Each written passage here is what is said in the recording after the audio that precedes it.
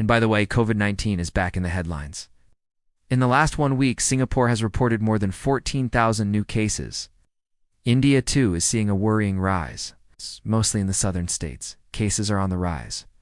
What's driving this surge? New variant or subvariant of Omicron? It goes by the name JN.1. This first came to the fore in South Africa. Now it has 2 new subvariants, LF.7 and NB.1.8.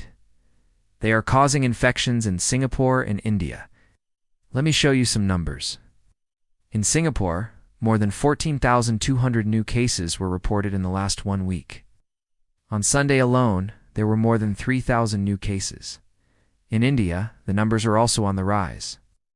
In the last 24 hours, 20,000 cases were reported. In Singapore, most of the new cases are imported. People are coming from abroad and testing positive.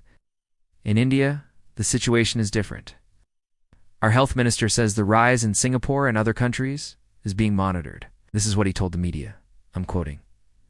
There is no need to be alarmed. The increase in cases is due to a surge in the United Kingdom and some European countries. A delegation led by scientists is going to the UK to understand the situation there. Indian experts will interact with their UK counterparts. This is to assess the situation arising out of this new variant. So what exactly is the new variant or subvariant? How serious is it?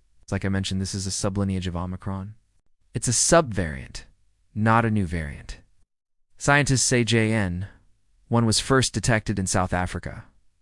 That was in April this year. And since then, it has been detected in 40 countries. The World Health Organization has classified it as a variant of interest. What does that mean?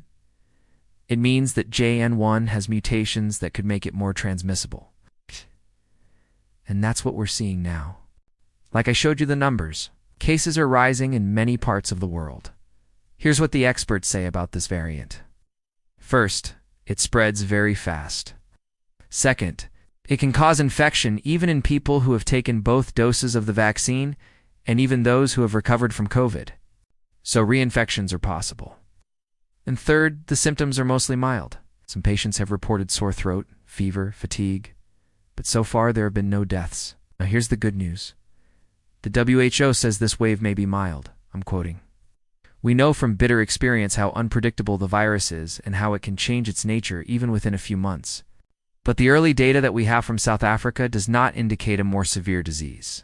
Again, this is the assessment of the experts. They say this wave may be mild, but it's moving fast, and that's the challenge. This variant first came to the fore in South Africa. In less than 2 weeks, it became the dominant strain there. Now cases are rising. Experts say this variant may hit India too. So what should you do?